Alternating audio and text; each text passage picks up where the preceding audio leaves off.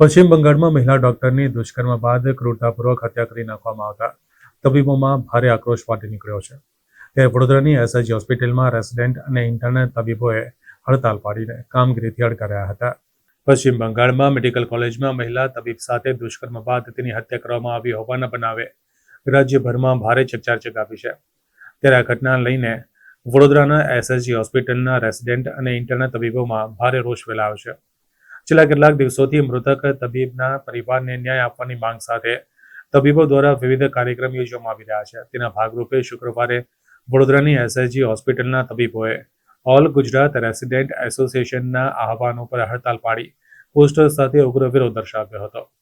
વડોદરાની એસએસજી હોસ્પિટલના રેસિડેન્ટ તબીબ ડોક્ટર હર્ષ રાજે જણાવ્યું હતું કે કોલકાતાની મેડિકલ કોલેજમાં બીજા વર્ષમાં મહિલા રેસિડેન્ટ તબીબ સાથે જઘન્ય ઘટના થઈ છે અને ત્યારબાદ તેમની હત્યા કરવામાં આવી. જ્યારે પહેલા તો એ મર્ડરને સુસાઇડમાં તબદીલ કરીને સમગ્ર મામલો દબાવવાનો પ્રયાસ કરાયો હતો. આખરે ત્યાર પછી ફલિત થયું કે આ કોઈ આપઘાત ન હતો, મર્ડર હતું. જ્યારે તેનો શાંતિપૂર્ણ વિરોધ થઈ રહ્યો હતો ત્યારે 14મી ઓગસ્ટના દિવસે સાંજે હથિયારધારી ગુંડાઓએ કેમ્પસમાં પ્રવેશ કરીને ડોક્ટરોને પણ માર માર્યો હતો. ઇમરજન્સી સર્વિસ તોડીને હોસ્પિટલમાં નુકસાન પહોંચાડ્યું હતું. સરકારી હોસ્પિટલની પ્રોપર્ટીને નુકસાન પહોંચાડ્યું. ત્યારે આવી પરિસ્થિતિ વચ્ચે સવાલ ઊભો થાય છે કે ડોક્ટરો પોતાનો જીવ દાવ પર લગાવીને લોકોની સેવા કરી રહ્યા છે, તેમની સુરક્ષાનું શું?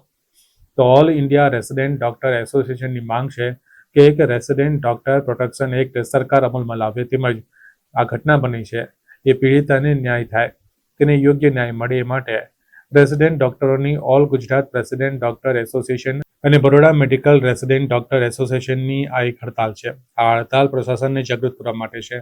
આવી જે ઘટનાઓ બનતી રહે છે તે બને નહીં અને તેને અટકાવવા માટે એક્ટ આવે અને ડોક્ટરની સિક્યુરિટીમાં વધારો થાય માટે આવી ઘટનાઓને ટાળી શકાય તે માટે હવે સરકારે જાગૃત થવું પડશે.